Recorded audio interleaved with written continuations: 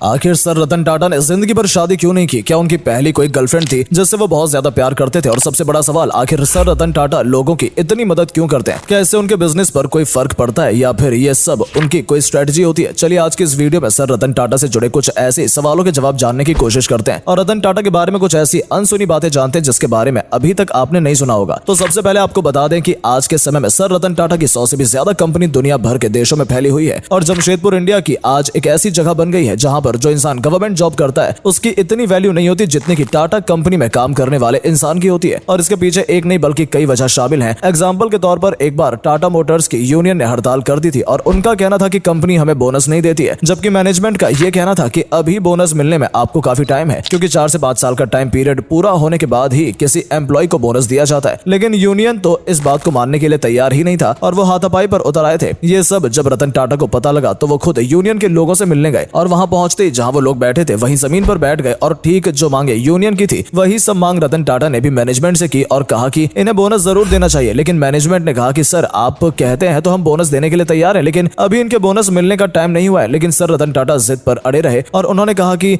ये एम्प्लॉय हमें अपनी जिंदगी का बहुत कीमती समय देते हैं, इसलिए कम से कम इन्हें तो बोनस मिलना ही चाहिए। हैरानी की बात यह है कि जब हड़ताल करने वाले सभी एम्प्लॉय ने रतन टाटा के ये सब बातें सुनी तो वो काफी इमोशनल हो गए और उन्होंने कहा कि हमें बोनस की कोई जरूरत नहीं है और हम अपनी हड़ताल को यहीं खत्म कर रहे हैं। हमारे लिए यही बहुत है कि सर रतन टाटा हमारे लिए यहाँ पर आए हैं और हमारी तरह जमीन पर बैठकर हमारी मांगों को सुन रहे हैं। आपको जानकर हैरानी होगी कि रतन टाटा का ये मानना था कि कंपनी जितना ज्यादा फेलियर का सामना करेगी उतना ही उसे फ्यूचर में कामयाबी भी मिलेगी, जिसके चलते उन्होंने अपनी कंपनी के सभी एम्प्लॉय को ये कहा था कि आप चीजों के ऊपर एक्सपेरिमेंट करना शुरू करें और अगर आपको उसमें थोड़ा बहुत फेलियर भी होता है तो इसके बदले कंपनी आपको अवार्ड देगी। जी हाँ, बिल्कुल सही सुना आपने। सर रतन टाटा ने फेलियर करने वाले लोगों को अवार्ड देना शुरू किया था ताकि वो अपनी गलतियों से जल्दी जल्दी सीख सकें। और इंटरेस्टिंग बात यह है कि सर रतन टाटा का ये आइडिया जिन लोगों को शुरुआत में बिल्कुल बकवास लग रहा था असल में ये काम कर गया, जिसकी वजह से सर रतन टाटा को कंपनी के एम्प्लॉय ने इतने सारे आइडिया दे दिए जिसके ऊपर वो काम कर सकते थे। हालांकि वो आइडिया फेल जरूर हुए, लेकिन सर रतन टाटा को समझ में आ गया था कि किन चीजों को अप्लाई करके वो उस आइडिया को बेहतर कर सकते हैं और इससे पूरी दुनिया में एक बहुत बड़ा चेंज ला सकते हैं। आपको जानकर हैरानी होगी कि उनके एक एम्प्लॉय ने तो एक आइडिया ऐसा भी तैयार किया था जिसके अंदर एक आर्टिफिशियल मकान तैयार किया जाता था। जी हाँ, बिल्कुल सही सुना आपने। 40 से 50 हजार रुपए में तैयार होने वाला एक मकान बनाया गया था जैसे लोग मार्केट से खरीद सकते थे और उसे किसी भी जगह पर सेटल कर सकते थे। इसके अलावा किसी ने सस्ता प्यूरिफाई बनाने की कोशिश की तो किसी ने एक ट्रक को ही 3 व्हीलर में बदलने की कोशिश की। इससे आप समझ पा रहे होंगे कि सर रतन टाटा किस तरह से काम करते थे। हो सकता है आपने भी कहीं ना कहीं सुना हो कि सर रतन टाटा जितना भी कमाते हैं वो उसे दान में दे देते हैं। ये बात काफी हद तक सच भी है क्योंकि सर रतन टाटा जितना भी कमाते हैं उसका 60% से भी ज्यादा हिस्सा चैरिटी में दे देते हैं। वो पैसा बच्चों की एजुकेशन में जाता है, स्किल डेवलपमेंट में जाता है, लोगों की हेल्थ के लिए जाता है और इतना ही नहीं बल्कि जिन जगहों पर प्राकृतिक आपदा आती है उन लोगों को भी राहत पहुंचाने के लिए सर रतन टाटा पैसे दान में देते हैं। और अभी हाल ही में बात की जाए तो जब कोरोना वायरस भारत में आया था तो उनमें जितने भी लोग परेशान थे उनको राहत देने के लिए सर रतन टाटा ने तकरीबन 1000 करोड़ रुपए दान किए थे। और हो सकता है कि आप में से बहुत से लोगों को यह बात पता हो कि जब ताज होटल में 26/11 का हमला हुआ था उसमें जिन लोगों ने भी अपनी जान गंवाई थी उन सभी लोगों को रतन टाटा ने अच्छा खासा मुआवजा दिया था और जो लोग वहां का माहौल देखकर मेंटली डिस्टर्ब हो गए थे उन सभी को लाइफ टाइम के लिए एक डॉक्टर दिया गया था ताकि वो उनकी काउंसलिंग कर सके। और सिर्फ इतना ही नहीं बल्कि ताज होटल में जितने भी रतन टाटा के एम्प्लॉयर्स थे उन सभी को 40 लाख से 50 हजार तक की रकम भी दी गई थी और उनकी शादी से लेकर उनके बच्चों की पढ़ाई के खर्चे को भी रतन टाटा ने खुद ही उठा लिया था। यानी ये कह सकते हैं कि सर रतन टाटा से उस वक्त जितना भी हो सका उन्होंने उससे भी बढ़कर किया। और आपको जानकर हैरानी होगी कि उस हमले में ताज होटल के आसपास जिन लोगों को नुकसान पहुंचा था फिर भले ही वो सड़क पर चलने वाला कोई अनजान आदमी ही क्यों ना हो उसकी भी सर रतन टाटा ने मदद की थी। और ये सब सिर्फ हमले के 20 से 30 दिन के अंदर ही किया गया था। ऐसा नहीं है कि सिर्फ उन्हें पैसा देने का वादा कर दिया गया हो और बाद में उन्हें सालों तक पैसों के लिए इंतजार कराया गया हो। रतन टाटा बिल्कुल भी उस तरह के इंसान नहीं है। जबकि वो गवर्नमेंट की बात की जाए तो इस पहले हम तकरीबन 14 साल के बाद भी कई लोगों को आज तक मुआवजा नहीं दिया गया। यही वजह है कि बहुत से लोग गवर्नमेंट जॉब करने की जगह किसी तरह बस रतन टाटा की कंपनी के साथ काम करना चाहते हैं क्योंकि इतने सालों में सर रतन टाटा ने लोगों का भरोसा जीता है जो वक्त के साथ साथ और भी ज्यादा मजबूत होता जा रहा है। अब आते हैं उस सवाल पर कि आखिर सर रतन टाटा ने जिंदगी भर शादी क्यों नहीं की। तो आपको बता दें कि ऐसा नहीं है कि सर रतन टाटा को कभी किसी से प्यार नहीं हुआ। बताया जाता है कि सर रतन टाटा जब ऑस्ट्रेलिया में थे तब उस दौरान उन्हें एक लड़की से ज्यादा प्यार हो गया था और वो बहुत जल्द ही उससे शादी भी करने वाले थे। लेकिन उसी दौरान अचानक सर रतन टाटा के पास उनकी दादी का फोन आया और उन्होंने कहा कि मेरी तबीयत बहुत खराब है, जिसकी वजह से उन्हें अचानक इंडिया वापस आना पड़ा। और ये बात साल 1962 के आसपास की है जिस दौरान इंडिया और चाइना के बीच युद्ध की स्थिति बनी हुई थी, जिसके चलते लड़की के घर वालों ने रतन टाटा के साथ